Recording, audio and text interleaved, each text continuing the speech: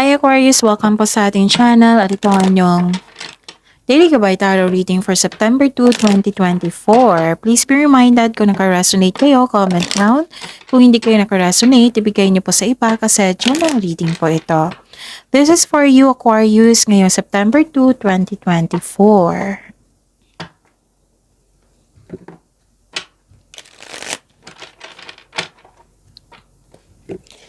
Maraming salamat po sa inyong patuloy na suporta at maraming salamat din po sa mga hindi nag-skip ng ads.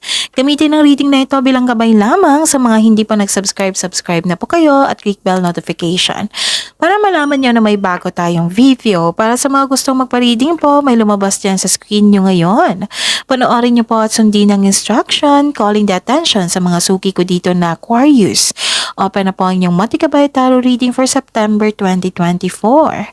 May 6 months from now reading tayo at love life reading po. So message me Aquarius for schedule.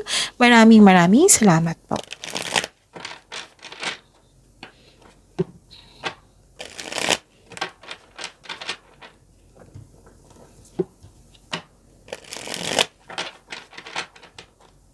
Para po ito sa inyo Aquarius ngayong September 2, 2024. Spirits Guide, mga ganap po para kay Aquarius. I need 3 cards po. Ngayong September 2, 2024, Aquarius po.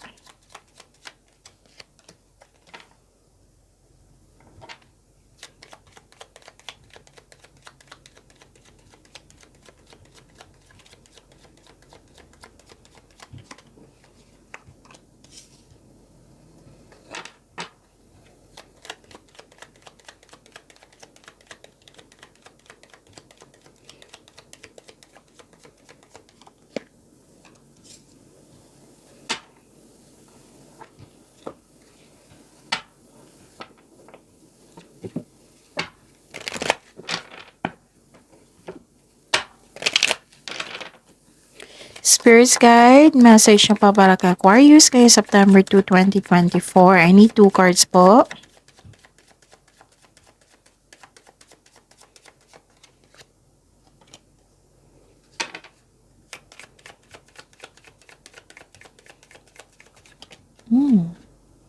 Ulitin natin. Another card po, Spirits Guide. Para po kay Aquarius ngayong September 2, 2024.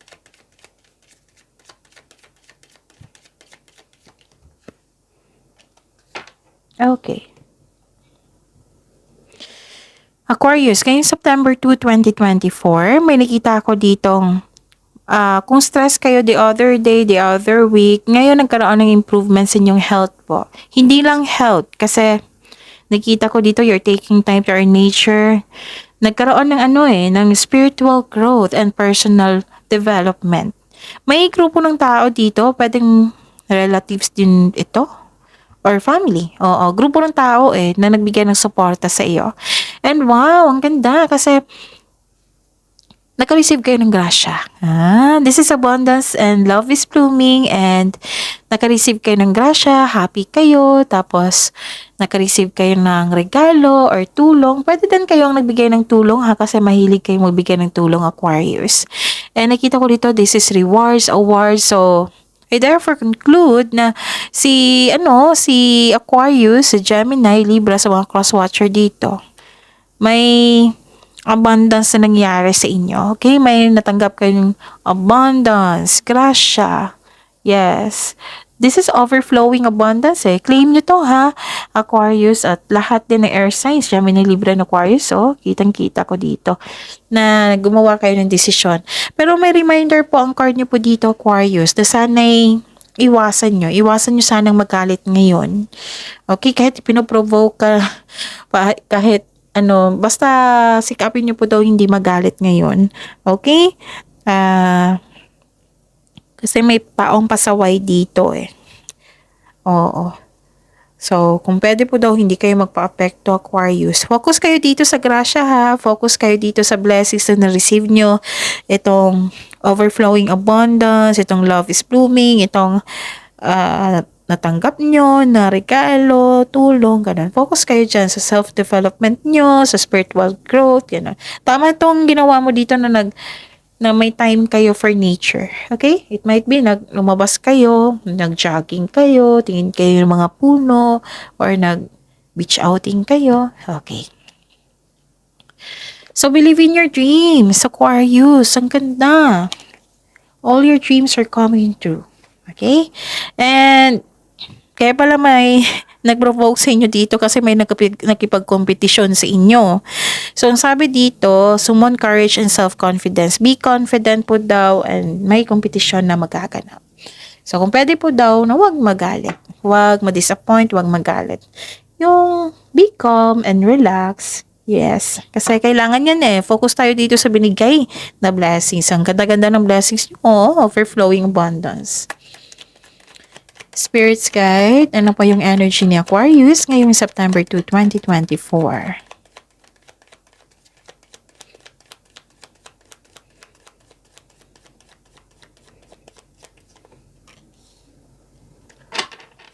And the clarification of this card po.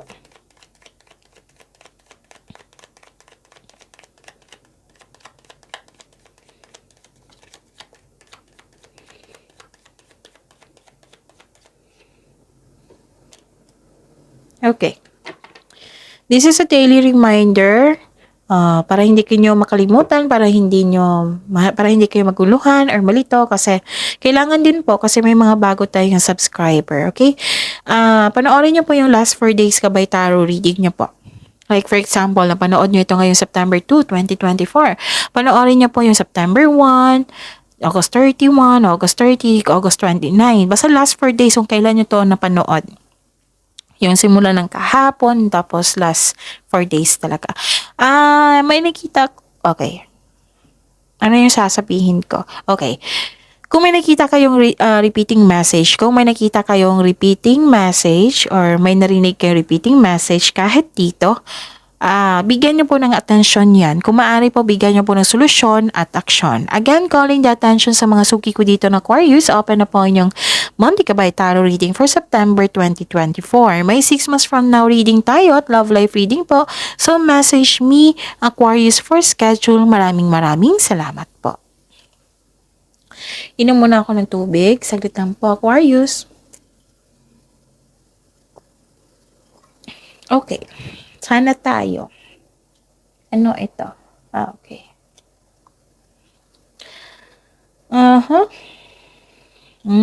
Okay. Nakikita ko dito na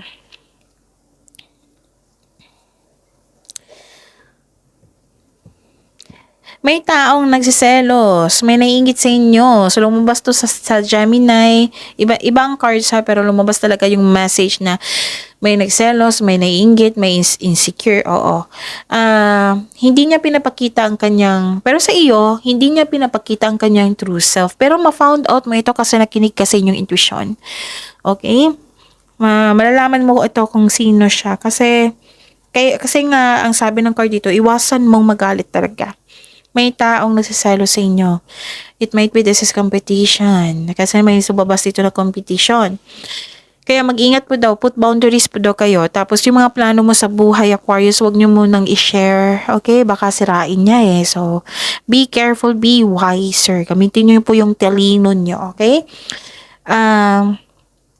Pwede din kayo ito nakaramdam ng insecurity, yung wala ng time sa sarili, sa pamilya, gano'n. So, take time to pamper yourself kasi deserve mo naman, Aquarius. Araw-araw ko nung nakikita dito sa inyong cards na very masipag kayo. So, take time to pamper yourself. Kung gusto mong kumain ng pizza ngayon, then do it.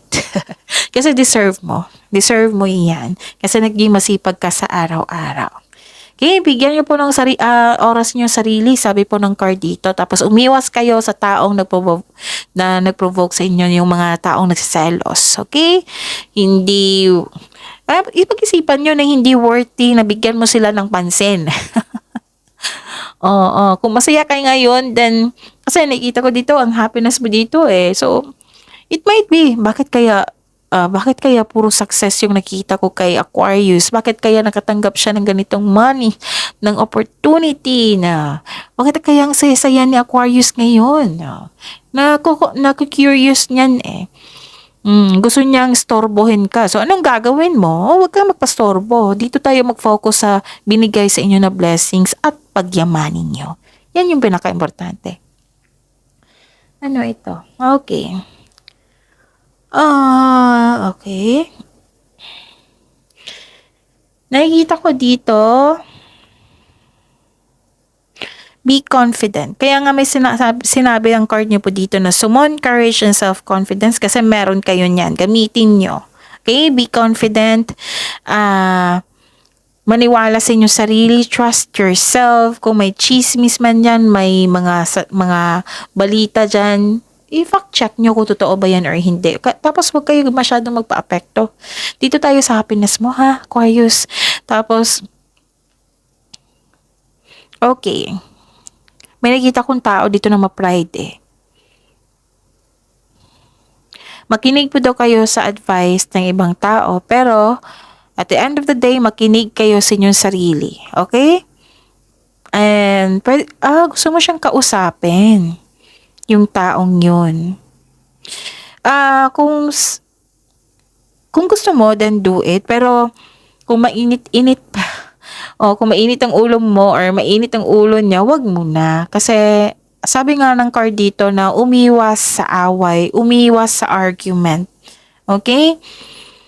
Tapos, magkakaroon kasi ng confrontation dito eh. Iwas na lang muna po. Kasi kakapasok lang ng September. Tapos, ang gusto kasi ng cards nyo dito na mag-focus kayo sa inyong gawain. Tapos may busy din kayo kasi gagawa kayo ng decision, right? May lumabas na decision dito. And please be reminded kung gagawa kayo ng decision, hindi siguraduhin yung okay yung energy ha at hindi kayo galit, okay? Kasi kung galit kayo na mag-desisyon, kayo ang mapapahamak dyan. Gusto nyo ba yun? Di ba? Hindi. O, iwasan nyo. Spirits guide. Career and money po ni Aquarius ngayong September 2, 2024.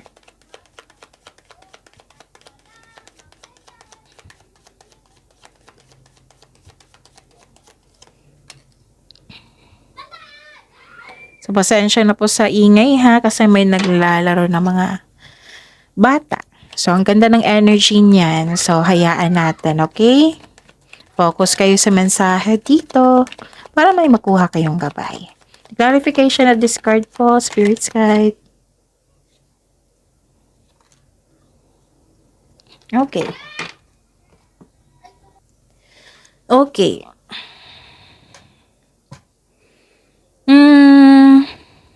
Okay, nagpa-apekto kayo sa isang tao na nag-distract sa inyo. Okay.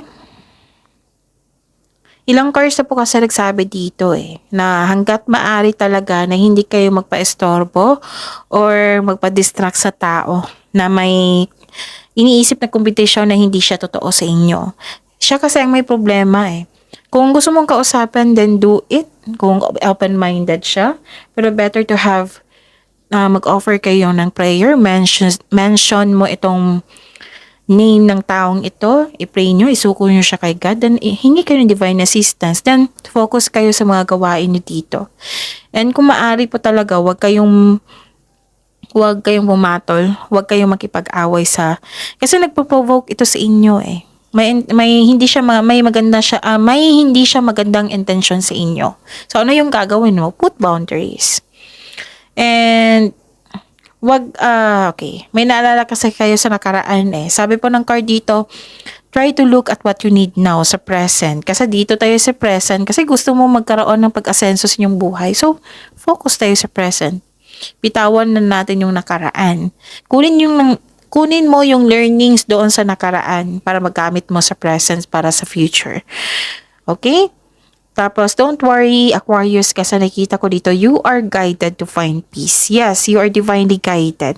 Basta seek balance and create a calm atmosphere, okay? And kung let's say na masungit siya na tao, matigas ang ulo, sobrang sensitive, kailangan talaga ng pasensya po at pag-intindi. Okay? And pay attention din sa kaperahan nyo. Baka mapagasta po kayo ngayong araw. So, yun.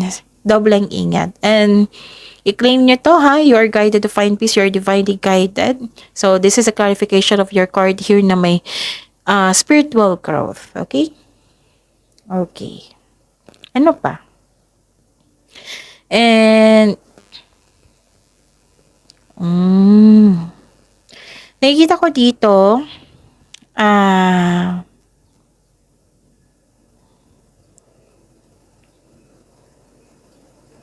kung masama ang pakaramdam nyo, magpa-check up or magpahinga. Pero nakita ko naman dito na magiging okay ang yung health.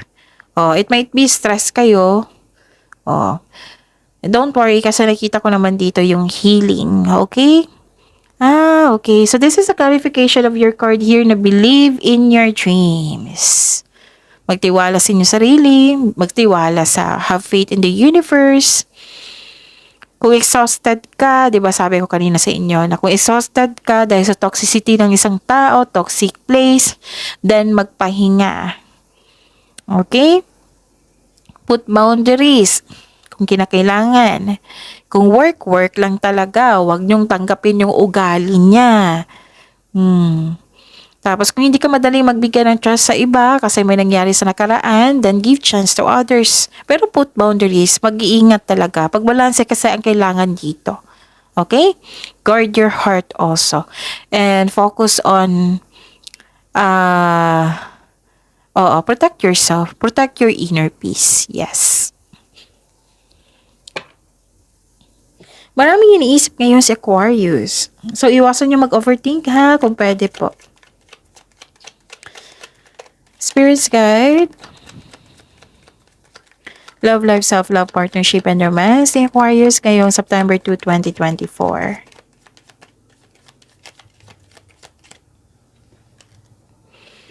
And the clarification of this card po.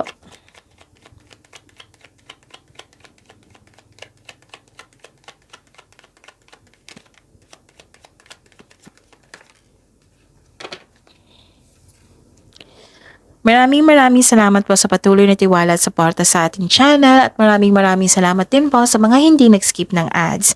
May lumabas dyan sa screen nyo ngayon, panoorin nyo po at sundin ang instruction. Okay. This is your love life, self-love, partnership, and romance. Pagod nga kayo. Pagod sa kakaisip, pwede. Pagod sa movement, sa trabaho, pwede. Magpahinga. Kasi exhausted ka burnout ka dito. Okay?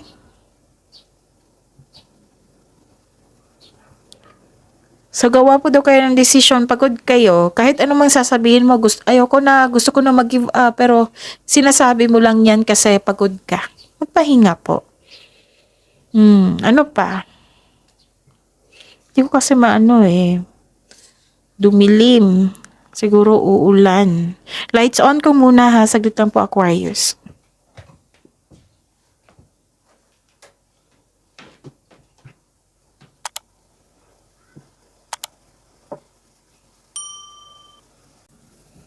I think okay na. Klarong-klaro na, Aquarius. Okay.